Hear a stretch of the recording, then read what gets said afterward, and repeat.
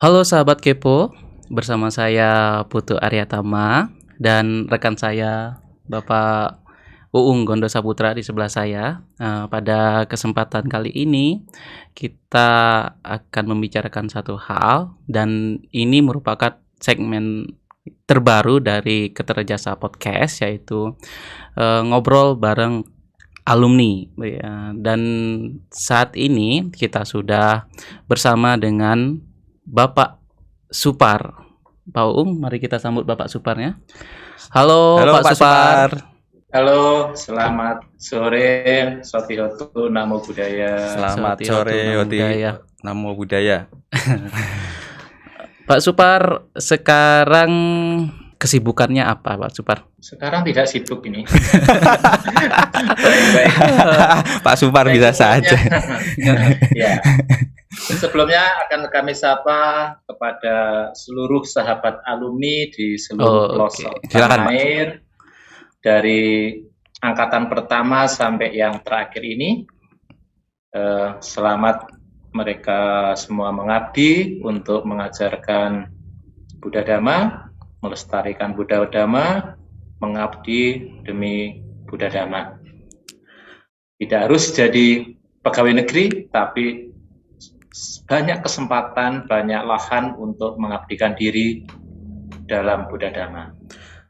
Sadu. Oke, Pak Supar ya. Ngelihat nih pandangannya bagaimana? Pandangannya bagus ya, Pak. Oke, Pak Supar mungkin bisa diceritakan ya waktu awal kuliah di STAB Kertarajasa. STAB Kertarajasa itu seperti apa? Monggo, silakan. Mungkin Pak Supar bisa cerita dulu.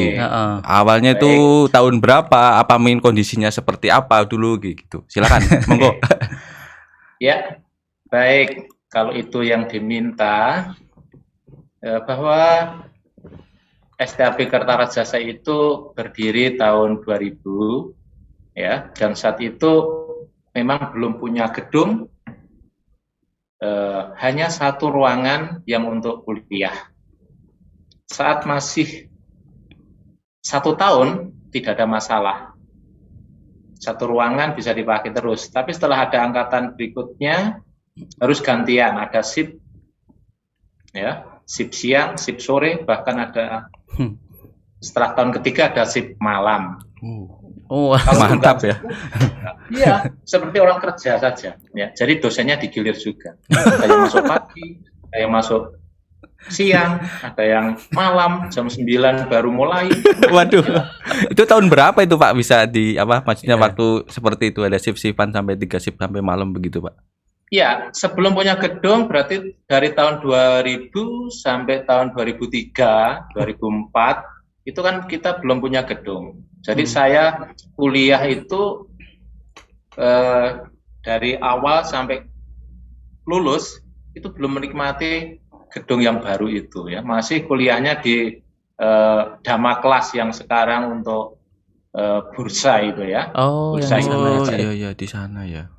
Kalau nggak di SIP, ya ada yang kuliahnya ada di mana, ruang sangga, ada di balai kambang, di ruang makan, begitu. Kalau pas dosennya sama-sama bisanya malam semua gitu, ya udah, tempat-tempat itu yang digunakan untuk kuliah. Itu Mas. Perjuangannya luar biasa ya. Mantap Pak Supar. Perjuangannya luar biasa. Tapi semangatnya memang benar-benar sangat tinggi, ya. Meskipun kuliah tanpa media yang memenuhi syarat seperti sekarang, tapi teman-teman saat itu memang benar-benar bersemangat sangat tinggi. Itu Mas. Saya dengar cerita Pak Supar, kalau angkatan pertama itu ikut membantu pembangunan gedung, ya, benar Pak Supar ya? Mungkin bisa diceritakan Pak ya, seperti apa itu? Iya Pak. Seperti apa Pak Mas? Monggo Pak, silakan. Itu ikut juga, ya, ikut membantu, ya, ikut membantu pembangunan gedung itu. Meskipun ada borongan, ya, diborongkan waktu itu, tapi ada sebagian teman yang memang khususnya laki-laki itu banyak yang ikut membantu. Bahkan waktu ngerot itu juga ikut ngusungi tanahnya gitu. Itu kan tanahnya kan dirot itu dulu. Ya, ada kerja bakti untuk itu pasti ada. Kerja bakti. Biasanya setiap hari apa itu, Pak? Tiap Kerja hari bakti bareng-bareng. hampir ini ya. Ya, setiap tidak ada kuliah gitu. Setiap Oh, tidak iya. ada kuliah diadakan, ayo kerja bakti bareng-bareng. Ya. Oh gitu. Gitu. Oke, Pak Supar. Sira kalau saya tanya nih, semoga Pak Supar masih ingat nih. Masih ingat nggak Pak Supar? Teman angkatannya Pak Supar.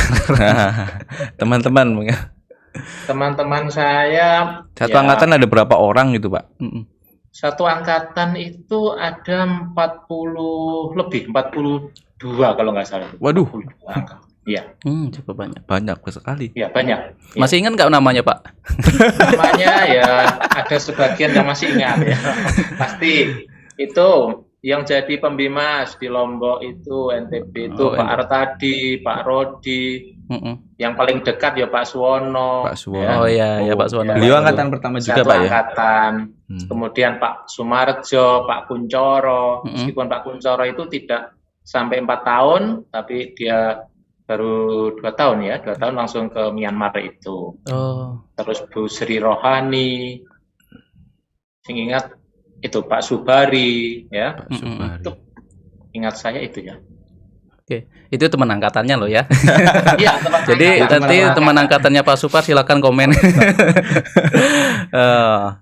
Kemudian Pak gimana Pak? Dosennya ini inget nggak namanya? Dosennya ini siapa Pak dulu? Iya Pak, siapa dosen masih awal, angkatannya awal-awal. Iya.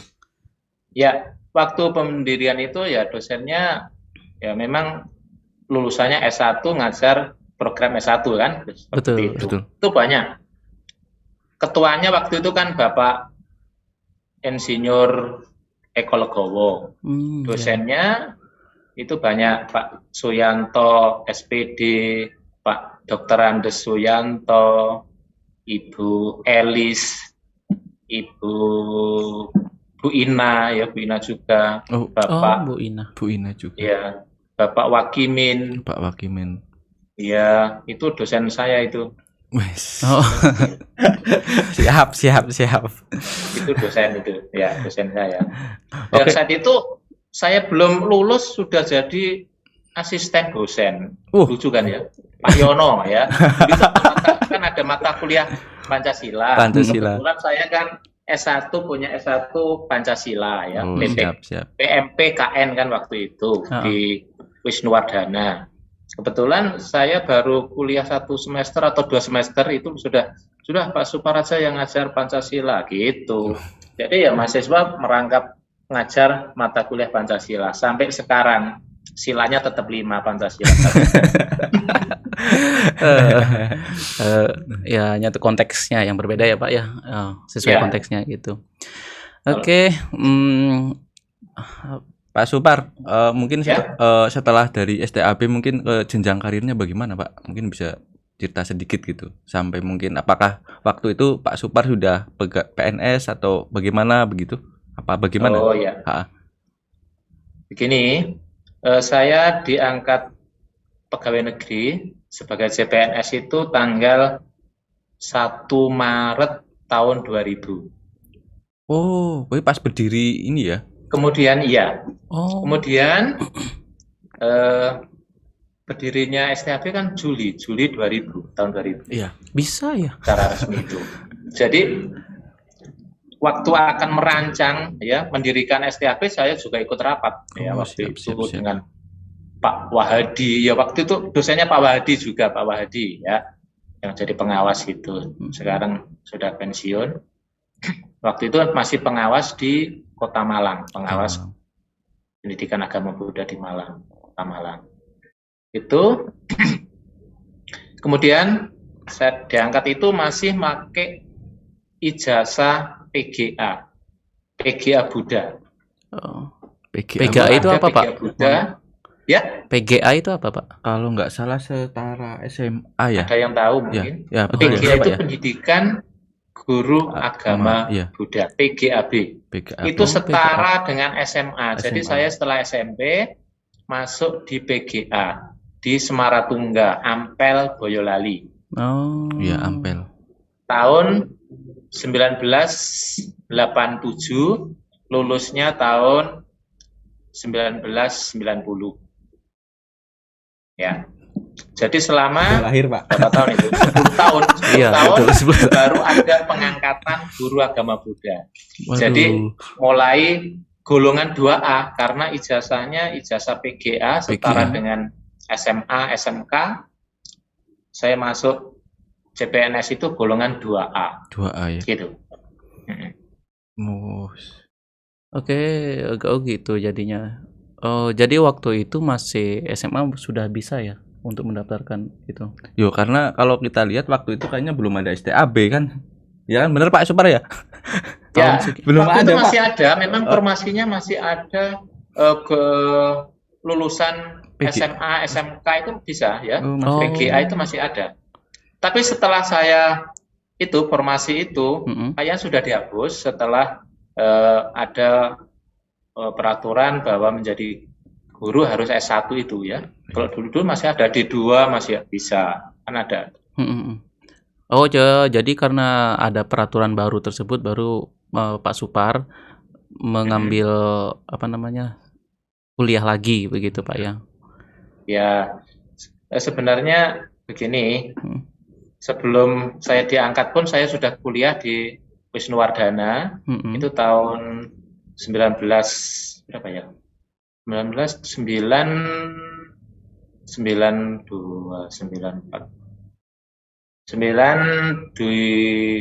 ya. 92 lulus tahun 96. Itu Wisnuwardana ya 4 tahun.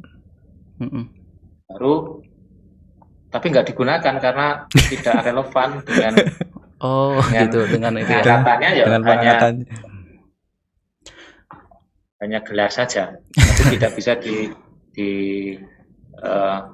sesuaikan dengan pengangkatan pegawai negeri. Oh gitu. Nah kebetulan STAB buka itu ya sudah saya ikut kuliah yang pertama ya, yang pertama angkatan pertama itu. Lulus tahun 2004 ya. 2004 ya Pak Supar. Kemudian menjadi guru agama Buddha di Kota Malang itu ya Pak ya.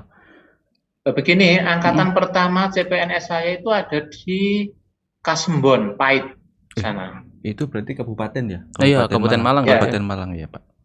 Ya, kabupaten. Dulu kan belum ada Kota Batu. Batu itu baru tahun 2001. 2001. Ya. Batu itu dulu masih kota administratif.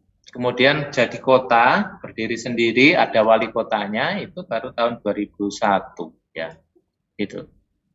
Jadi waktu pengangkatan saya masih di Kabupaten Malang. Kasembon. Lumayan ya. Kasembon. Iya, Pak ya. Lumayan ya, jauh Pak. dari sini sih Dari sebenarnya. sini lumayan ya dari sini ya. Jauh. Di Tangkil sana dekatnya Budarsi. Oh, di sana Tangkil ya. Ya. Pak Budi. Ya, begitu. Oke, luar biasa ya. Iya, Semangatnya itu loh. Di mana pada waktu itu para mahasiswanya ikut membantu pembangunan gedung STAB. Betul. Dan itu semangatnya itu sangat semangat belajarnya itu jempol dua, tinggi Pak. Luar karena biasa. dengan kualitas yang nggak memadai tapi memiliki keinginan untuk kuliah pada waktu itu sehingga sampai sekarang Pak Supar terakhir kali kita dapat info nih, kita juga bersyukur ya diangkat menjadi pengawas pengawas pendidikan agama Buddha di Kota Batu dan Kota Malang begitu Pak. Mungkin bisa ceritakan Pak sedikit gitu. Meniti karir sampai di titik ini Pak. Nanti juga supaya rekan-rekan juga termotivasi, terutama guru-guru yang mau daftar PNS gitu, atau calon PNS, guru honorer di agama Buddha supaya semangat gitu Pak. Monggo Pak. Ini Mas, oke Pak Putu dan Pak Uung dan para sahabat alumni dimanapun Anda berada, untuk karir itu memang tidak bisa kita kejar terlalu ngoyo ya. Yang penting kita melaksanakan tugas ya sesuai dengan tupoksinya dengan penuh tanggung jawab. Itu pasti karir itu akan datang sendirilah, tidak usah dikejar terlalu ngoyo ya. Yang penting kita melaksanakan tugas itu dengan penuh tanggung jawab. Apa tugasnya? Kalau guru ya silakan sebagai guru ya guru agama Buddha ya silakan mengajar pendidikan agama Buddha sesuai dengan tupoksinya yang penuh tanggung jawab. Meskipun siswanya hanya 1, 2, ya silakan dilaksanakan dengan baik. Jangan sebagai guru agama Buddha berlagak seperti kepala sekolah, ya nggak boleh ya kan. Atau berlagak sebagai senengannya ngatur temannya, saya kan senior, saya harus bisa ngatur teman-teman. Tidak boleh, itu karena yang punya kewenangan untuk mengkondisikan sekolah itu adalah kepala sekolahnya, bukan guru senior. Meskipun kepala sekolahnya lebih muda gitu. Jadi silakan para sahabat alumni melaksanakan tugas itu dengan benar-benar penuh tanggung jawab, disiplin, ya, kerja keras, apa yang harus dilaksanakan sesuai dengan tugas pokok dan fungsinya sebagai pegawai. Dan itu kalau dilaksanakan pasti tidak usah sikut sana sikut sini, ingin sana ingin sini, pasti akan karir itu akan datang, ya, itu aja. Oh ya. Oke, terima kasih Pak. Intinya kerjakan sesuatu sesuai tugas, kemudian penuh tanggung jawab, dan ambillah peluang jika memang peluang itu memungkinkan untuk meniti karir ke sana. Jadi jangan banyak mengeluh gitu. Oke Pak, gimana gini Pak? Gimana kita nggak mengeluh gitu loh Pak ya? Misalnya ada kasus kan, banyak kasus lah, terutama guru honorer nih. Tahu kan kasus kesejahteraan itu sering kali kita dengar gitu, masalah gaji gitu. Kita tahu guru honorer gajinya kan ya tidak cukup untuk memenuhi kebutuhan hidup. Itu bagaimana pandangan Bapak dengan hal ini Pak, terutama yang di agama Buddha deh? Iya, khususnya itu Pak, monggo. Ya, begini, untuk gaji untuk guru honorer ya memang sangat minim ya. Beda kalau sudah menjadi PNS, sudah sertifikasi, gajinya ya. Apalagi sertifikasi wah mencukupi kan? Sertifikasi sudah cukup. Tapi bagi yang tidak pernah merasa puas meskipun sertifikasi, dikiranya belum cukup saja ya. Oh iya Pak Um. Gini Pak Um. Lebih banyak lagi. Tidak mungkin. Pak Supar, sebelum ke sana saya ingin mengkonfirmasi. Pak Supar itu punya pekerjaan sampingan loh ya. Kalau tidak salah loh ya. Apa ya? Bener loh. Oh, ada kan? Iya. Oh, selain belum jadi PNS, pekerjaan sampingan begitu. Jadi bener nggak Pak Supar? Bener, ya itu. Apa perlu disampaikan di sini? Oke, kita cukup tahu pekerjaan sampingan. Mungkin nanti bisa promosi apa sih produknya? Oh ya, enggak apa-apa Pak. Gitu. Ya, memang sebelum saya jadi pegawai negeri, diangkat sebagai guru pegawai negeri di lingkungan Kementerian Agama, itu saya memang sudah kerja wira swasta dan wirawiri ya. Karena kerjaannya harus keliling kampung, keliling kampung ke rumah-rumah, namanya TKP.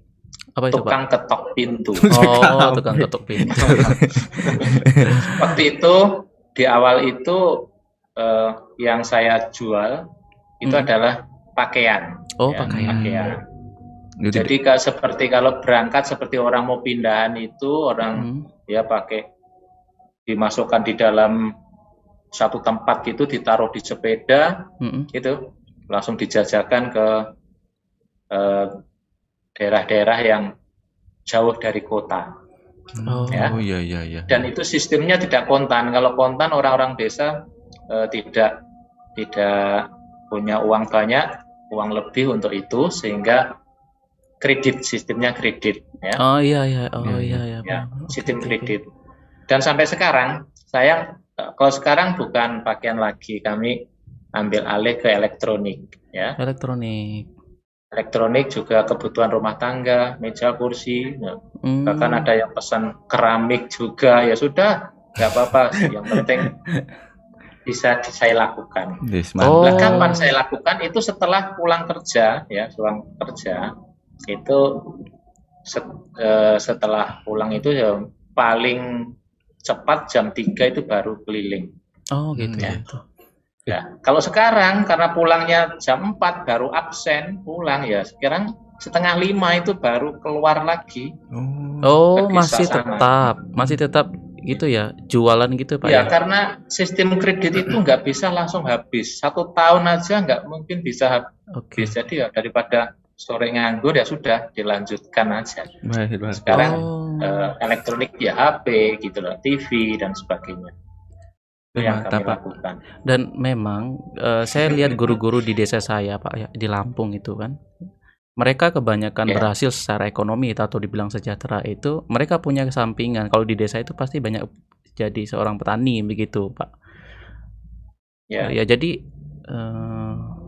kalau teman-teman yang masih honorer begitu, terutama yang guru agama Buddha itu, selain ngajar, cobalah cari profesi yang lain atau Ya. pekerjaan yang lain begitu, Pak ya. Ya, benar. Ya, Saya juga pernah memang seperti menjumpai itu sebagai pemecahan masalah untuk mengatasi kesejahteraan yang terlalu minim itu bisa dilakukan oleh para guru honorer yang memang gajinya masih di bawah UMR untuk menambah kebutuhan hidup, mencukupi kebutuhan hidup, ya bisa melakukan kerja sampingan. Salah satunya yang saya lakukan bisa dicontoh. Oke. Kalau tidak ya bisa kan dagang secara online lebih mudah. Ya. Oh iya, betul. Jadi banyak ya. Sebenarnya kebutuhan hidup itu tidak banyak, Pak Pudo, Pak Uung. Kemudian hidup Yang tidak banyak. yang banyak itu yang mahal banyak itu kan gaya hidup. Ya. Itu sedikit. Iya, betul Iya, sih, Pak. iya.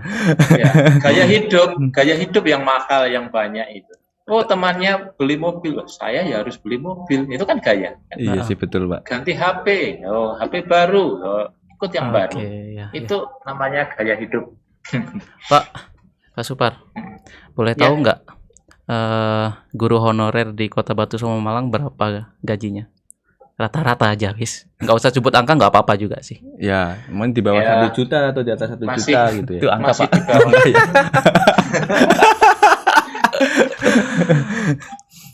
Yang jelas di bawah UMR. Oh, di bawah UMR. Siap. Ya, di bawah UMR. 1 digit Pak, 1 digit Nggak sampai. usah dipancing lagi, Pak. Sudah. Wah, Kita nggak usah sebut kayak gitu. nah, ini malah. Iya. Ya, intinya di bawah UMR ya, Pak ya.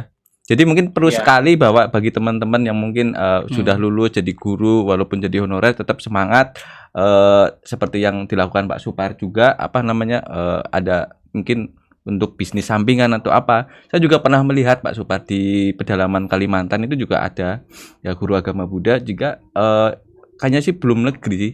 Tetapi uniknya orang ini tuh jualan hasil bumi. Jadi jadi panen di sana dibawa ke kota gitu. Sampai sekarang bisa beli mobil, beli apa itu dari situ, Pak. Dan itu Ya. luar biasa kan kayak gitu. Sebenarnya tinggal kreatifnya kita sih sebenarnya itu bukan jadi hambatan ya seperti Iya, Pak Putu ya. betul. Ya begitu ya. Jadi tetap semangat ya teman-teman ya. Walaupun apapun yang terjadi tetap mengabdi untuk Buddha Dhamma gitu ya. Ya, oke. Setuju Pak, setuju. Begitu. Ya, memang harus begitu ya. Langkah-langkahnya bisa dilakukan Oke, Pak. supaya ya tidak tertinggal jauh masalah ekonomi kesejahteraan bisa diupayakan. Tapi yang jelas jangan sampai menomorduakan tugas utamanya sebagai guru. Ya. Oke. Kerja sampingan, namanya sampingan harus dikerjakan setelah pulang dinas. Jangan sampai di jam dinas, pulaan. Nggak boleh. Ya. Ke pasar, ditinggal ke pasar, istirahat. Nah, itu nggak boleh. Ya. Harus tugas utamanya dilakukan, baru tugas sampingannya. Begitu. Oke Pak, ini menyoroti hal yang lain tentang lulusan. Kalau saya sendiri sebenarnya dulu loh Pak ya, saya itu ketika lulus, memang dari awal masuk itu kalau kamu nanti udah lulus, kamu nanti daftar daftar PNS kan begitu. Dari siapa, Pak? Dari orang tua kan begitu. Nanti PNS masih nomor 1 ya. lumayan lah.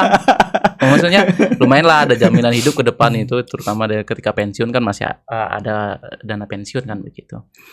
Kemudian dalam perjalanannya ini kan akhirnya karena sudah masuk dalam pendidikan keagamaan Buddha, kemudian tahu profesi guru seperti apa, sepertinya nggak menarik lebih bagi saya. Kemudian akhirnya buat apa sih jadi guru, saya nggak mau gitu. Waduh, ini curhat ini Pak. Mendingan saya kerja apa gitu loh di perusahaan apa gitu supaya nggak jadi guru. Tetapi ya gitu, karena keadaan kondisi akhirnya bukan mungkin blessing juga bagi saya Pak. Sekarang saya juga bekerja di STAB Kertarajasa begitu. Akhirnya saya, oh ya ini blessing nih bagi saya profesi guru. Dan teman-teman saya itu juga begitu pemikirannya Pak, nggak mau jadi guru begitu loh.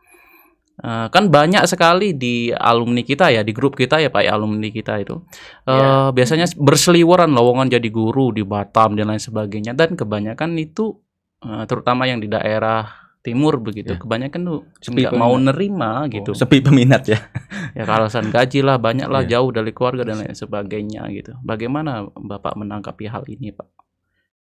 Ya, sebenarnya menjadi guru itu adalah tugas mulia, apalagi guru agama, dan apalagi guru agama Buddha. Ya, tugas mulia. Karena pahlawan tanpa tanda jasa itu hanya guru, ya. Tidak ada yang lain. Betul sih Pak, hanya betul guru. Betul. Karena tugasnya sangat berat sebenarnya. Mendidik anak bangsa. Apalagi guru-guru sekolah dasar, pendidikan dasar itu sangat mulia benar. Dari anak tidak bisa membaca menulis, bisa membaca menulis, ya. Dari belum bisa membaca parita, bisa membaca parita, yang sebenarnya tidak pernah ke wihara, dibimbing mau rajin ke wihara, itu tugas sangat mulia. Jadi teman-teman lulusan STAB Kertarajasa, tolong jangan remehkan, jangan sepelekan. Tolong ya, jangan disepelekan. Kalau ada informasi sebagai lowongan kerja guru, pasti kok tidak ada yang komen, dibaca saja kadang Betul Pak. Tidak ada yang menjawab, saya harus ngubungi siapa, kapan, nah, itu nggak ada. Lewat malah yang lain, share-sharean yang lain yang ada, kan? Berarti tidak diperhatikan. Jangan berasosiasi, gajinya sedikit, enak swasta.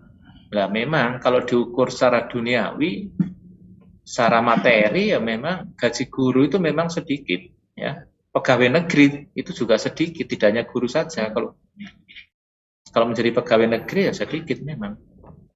Yang cepat kaya itu ya pasti jadi pengusaha. Kalau nggak kaya ya bangkrut, kan begitu kan? Ya betul. Kalau pegawai negeri nggak bisa bangkrut, ya. Kecuali negaranya sedikit ya. Pasti bangkrutnya kecuali dia main judi dan sebagainya, ngutang sana ngutang sini, gajinya nggak cukup untuk bayar hutang, itu mungkin ya bisa menjadi miskin. Tapi kalau disesuaikan dengan pendapatannya, pengeluaran itu harus lebih kecil daripada pendapatan. Jangan sampai pengeluaran itu lebih besar daripada pendapatan. Itu nanti akan, ya, pengelolaan ekonomi rumah tangga tidak akan baik, ya. Itu aja. Oh ya, Pak Supar. Ya. Pak, ini kan Bapak lulus sudah dari 2004 ya. 2004 sampai sampai sekarang, dan sekarang Bapak sudah menjadi istilahnya pengawas guru pendidikan agama Buddha di Kota Malang dan Kota Batu ya. Terus Pak Supar, mungkin bisa diceritakan diceritakan tentang mungkin pengabdian Bapak yang dilakukan dalam bidang mungkin ke masyarakat, itu contohnya sebagaimana, mungkin bisa diceritakan Pak salah satu atau apa, atau mungkin yang bisa menginspirasi teman-teman begitu Pak, teman-teman yang di alumni-alumni yang mungkin di luar Jawa, di manapun gitu Pak. Monggo Pak. Oke, terima kasih. Sebelum jadi guru, saya memang sudah sering mengabdikan diri di wihara, ya. Saya datang ke Malang itu kan tahun 90, setelah lulus PGA Semaratungga di Ampel, Boyolali, karena asli saya kan bukan orang Malang. Asli saya kan orang Jawa Tengah. Oh, dari Jawa Tengah, Pak ya? Iya, asli saya Jawa Tengah. Di Kabupaten Semarang, kecamatannya Kaliwungu. Oh, Kaliwungu, Kendal berarti Pak ya, dekatnya ya? Bukan Kaliwungu, Kendal. Kaliwungu ada 2. Kendal itu di kota, tengah kota. Kalau Kaliwungu tempat saya itu adalah Kaliwungu yang bagian selatan, dekat dengan Boyolali. Oh iya. Makanya, siap. makanya kalau sekolah di PGA itu dekat. Waktu itu naik mobil bis itu hanya ongkosnya hanya Rp50 sudah sampai sekolahan. PP hanya Rp100. Punya uang Rp100 bisa PP sekolah di PGA itu. Ya. Setelah lulus dari PGA itu saya langsung ke Malang dan mencari di Malang itu kan waktu itu saya di Karangploso sana ikut kakak saya. Karangploso ya. Lah di sana kan nggak ada umat Buddha itu kan nggak ada. Sehingga saya jalan-jalan ke Batu. Kemudian lihat papan wihara begitu. Langsung saya masuk. Tanya-tanya, di sini kebaktian hari apa? Tanya-tanya dengan umat di situ. Akhirnya setiap minggu jam 9 saya datang ke wihara terus di situ ketemu dengan Bante Kanti. Kemudian saya malah disuruh mengajar sekolah minggu. Ya sudah, saat itulah saya sudah langsung mengabdikan ilmu saya di PGA itu untuk mengajar sekolah minggu di Padepokan Dhammadippa Arama. Meskipun rumah saya di Karangploso, lebih sana lagi, sebelum Karangploso saya di Singosari ya, di Losawi itu ya. Pindah lagi karena kos pindah-pindah itu. Di Losawi, kemudian pindah Karangploso, terus mengajar sekolah minggu dari tahun 90 itu sampai tahun 2000 itu masih mengajar sekolah minggu. Ya. Kemudian mengajar sebagai guru honorer, saya juga mengalami menjadi guru honorer itu selama 6 tahun dari tahun 1994. Itu saya mengajar di sekolah swasta, luar negeri ya, bukan swasta. negeri. Di SD Citra Bunda Batu dan SD Taman Harapan Malang. Oh, Taman Harapan. Ya, tahu Pak, saya Pak Taman Harapan, siap. Ya. Di situ. Itu selama 6 tahun. 94 sampai tahun 2000 setelah diangkat menjadi pegawai negeri, saya lepaskan, saya gantikan ke para mahasiswa. Waktu itu masih mahasiswa, Pak Artadi, Pak Rodi, itu yang menggantikan saya di Taman Harapan. Jadi masih mahasiswa sudah saya suruh ngajar, karena waktu itu kan belum ada lulusan STAB, ya sudahlah. Masih mahasiswa sudah saya suruh ngajar di Taman Harapan itu. Kemudian baru tahun 2000 itu jadi guru yang angkatannya pertama di Kasembon, kemudian setelah PNS pindah di Mojorejo, di Batu, sampai sekarang. Dan kebetulan mulai 14 Maret kemarin saya dilantik sebagai pengawas pendidikan agama Buddha. Ya. Kalau masalah senang dan tidak senang, semua pekerjaan itu kalau dilaksanakan dengan penuh tanggung jawab, disiplin, sesuai dengan tugasnya, ya pasti akan enjoy saja. Berkumpul di mana saja, ya pasti akan mendapatkan teman yang baik, kalau kita bersikap baik. Tapi kalau kita cuek, tidak menghormati teman, sering menjelekkan teman, ya tentu saja dimanapun kita berada, pasti tidak ketemu teman yang baik.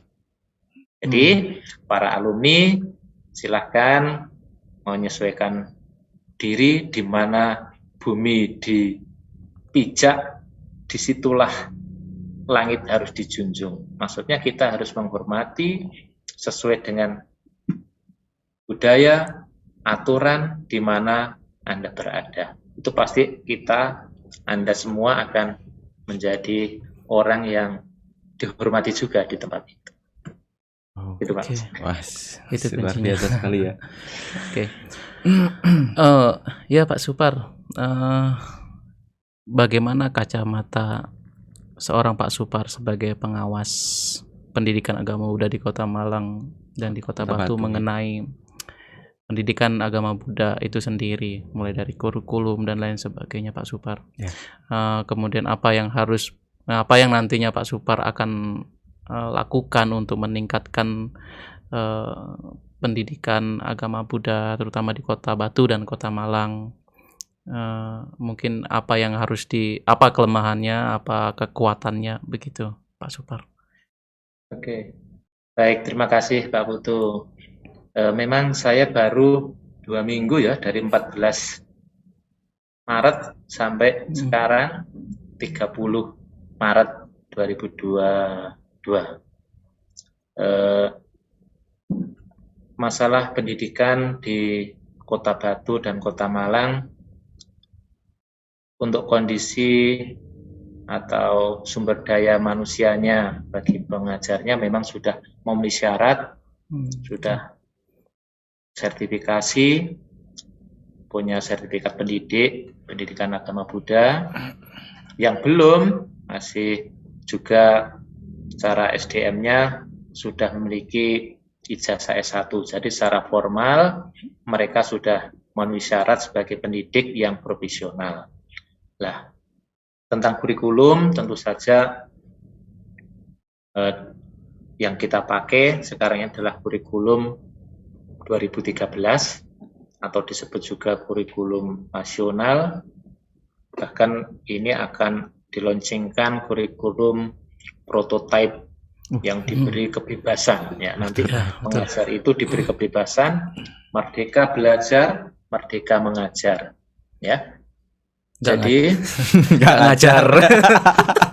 Kalau namanya merdeka mengajar, terserah lah. Nggak ngajar mau merdeka, gitu ya. Memang bisa diplesetkan seperti itu. Maksudnya begini, tidak berarti merdeka belajar dan tidak belajar terserah, tidak. Merdeka mengajar juga tidak terserah. Mengajar boleh, tidak mengajar boleh, tidak begitu. Maksudnya dalam mengajar itu guru diberi kebebasan untuk memilih strategi, milih metode, milih tempat, alat peraga, ya. Bahkan materi di kurikulum prototipe itu tidak dibatasi harus selesai ini. Silakan guru menyesuaikan dengan kondisi peserta didik, kondisi dirinya sendiri, kondisi sarana prasarana di sekolah itu. Jadi memang benar-benar diberi kebebasan, kemerdekaan untuk mengajar. Kalau dulu kan enggak, materi ini harus selesai, semester ini materinya ini sampai ini, nah, begitu. Jadi memang di era sekarang kita diberi kebebasan ya, tapi jangan sampai itu disalahgunakan. Malah kurikulum seperti itu ya sudahlah, saya ajarkan satu pokok bahasan saja lah, lainnya sudah biarkan. Ya tidak seperti itu. Kalau memang siswanya mampu, bahkan boleh ditambah materi untuk pengayaan, penambahan materi boleh, kegiatan ekstra silahkan begitu. Jadi kalau untuk kondisi siswa-siswa di Kota Batu, Kota Malang, khususnya di Batu ini siswa Buddhis kita banyak yang berprestasi ya. Bagus Pak, luar biasa. Banyak berprestasi. Meskipun saya mengajar di SMP 1 itu banyak yang mendapatkan prestasi juga ya. Meskipun siswanya 1, 2, 3 paling banyak itu kelas 7 sampai 9 itu hanya 5 paling banyak. Paling banyak 5. Tapi memang mereka benar-benar berprestasi Pak ya, karena untuk masuk ke SMP 1 pasti punya prestasi ya. Awalnya di SD Mojarjo 1, masuk di SMP 1 ya. Sekarang dengan sistem zonasi itu agak sulit ya. Berbeda Pak ya. Sekarang masuknya di SMP 3 ya. Di SMP 3 pun juga nanti akan berprestasi, karena nanti ke depan sekolah itu kan dengan sistem zonasi itu kan supaya tidak ada sekolah favorit dan sekolah buangan, kan begitu. Iya, Oh betul, Pak. iya, iya. Disamakan kualitasnya. Karena begini, kalau orang pinter semua, anak-anak pinter masuk di satu sekolah, tentu saja mutunya akan lebih baik. Ya, Ya kan? betul, Pak. Outputnya, keluarannya pasti siswa-siswa yang paling pintar. Lah dianggap di situ siswa sekolah favorit. Lah supaya menghilangkan kesan seperti itu, makanya diadakan sistem penerimaan ini adalah sistem zonasi itu. Meskipun tidak hanya zonasi aja, ada perpindahan orang tua, prestasi, tapi prosentasenya paling banyak adalah sistem zonasi. Jadi untuk siswa yang beragama Buddha, saya kira sudah baik di Kota Batu dan Kota Malang. Dan ke depan saya harap bagi para pendidik, khususnya pendidikan agama Buddha, ya lebih meningkatkan diri, lebih kreatif, karena sekarang itu motonya guru tetap belajar meskipun sudah mengajar. Iya. Betul, Pak. Siap. Guru tetap belajar meskipun sudah mengajar. Jadi belajar terus inovasi dan menumbuhkan kreativitas. Kalau itu dilakukan, pasti pendidikan di Indonesia akan lebih maju dan anak-anak didik, terutama peserta didik yang beragama Buddha pasti akan menjadi lebih baik, lebih maju. Itu, Mas. Oke, luar biasa ya. Berhubung dengan ini Pak Supar tadi menyampaikan tentang harapan ya. Tadi kan sudah disampaikan harapan kepada untuk guru agama Buddha untuk kedepannya bagaimana. Terus kemudian Pak Supar, kalau ini Pak Supar kan sebagai alumni dan ketua apa namanya? Hastap. Nah, ini himpunan alumni kan betul ya. Iya. Nah, ini mungkin ada harapan atau mungkin apa ya? Maksudnya untuk ke STAB ya. Ya, betul. Baiknya tuh harapannya tuh seperti apa sih Pak begitu Pak? Mungkin ada unek-unek yang akan disampaikan atau bagaimana, atau mungkin dari teman-teman alumni yang mungkin pernah diskusi sama Pak Supar untuk STAB ke depannya tuh seperti apa gitu. Mungkin harapannya begitu. Supaya lebih baik lagi. Supaya lebih baik lagi dan mungkin bisa untuk lebih berkarya lagi begitu. Monggo Pak. Ya, terima kasih. Begini, memang saya sejak berdirinya atau dibentuknya himpunan alumni STAB Kertarajasa, saya sebagai ketua. Dari awal sampai sekarang belum ada yang menggantikan. Bahkan waktu ada webinar itu ditawarkan suruh mencalonkan tiap-tiap angkatan, nggak ada yang komen, nggak ada yang mengajukan, nggak tahu atau terlalu banyak gajinya gitu mungkin ya, sehingga pekerjaan juga nggak ada, jadi ketua aja kok nggak mau ya. Hukum anicca nggak berlaku. Sampai tua ini, nanti sampai saya pensiun tetap ketua Hastap lah, ya lucu kan. Ya. Ya, harapan saya bagi para alumni, silakan nanti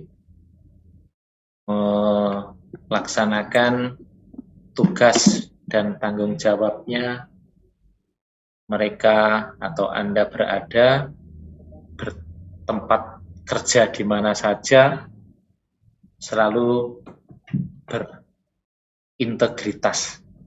Integritas itu apa yang diucapkan sama dengan yang dilakukan.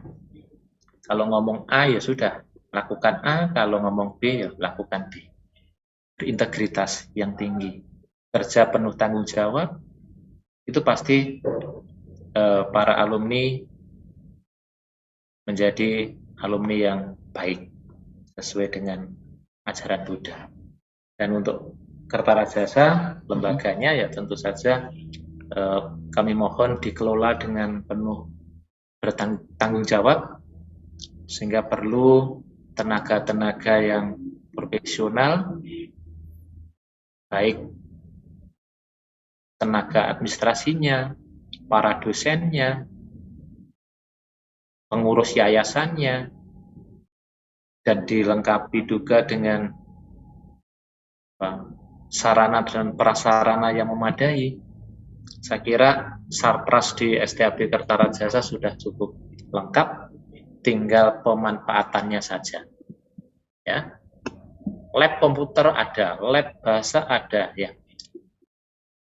Sarana yang lain sudah cukup banyak, cukup lengkap, ya. Itu bisa dilakukan, digunakan, dimanfaatkan sebaik-baiknya, sehingga nanti akan menghasilkan output STAB Kertarajasa yang sangat handal, profesional, sehingga bisa bersaing dengan STAB yang lain.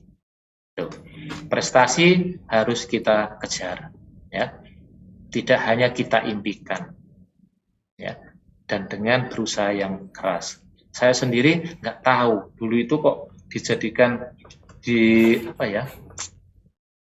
dari kepala sekolah saya itu disuruh ikut guru prestasi, padahal saya ya nggak guru agama Buddha di Batu itu hanya berapa, kemudian bersaing dengan guru-guru umum, itu bukan guru agama Buddha yang prestasi, guru umum, ya, tidak hanya guru agama Buddha saja sebatu.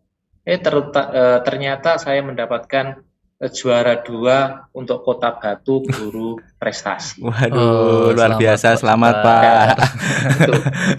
Dedikasi yang luar biasa, ya. Nilainya sangat banyak, ya. Untuk kenaikan pangkat juga bisa dinilai itu.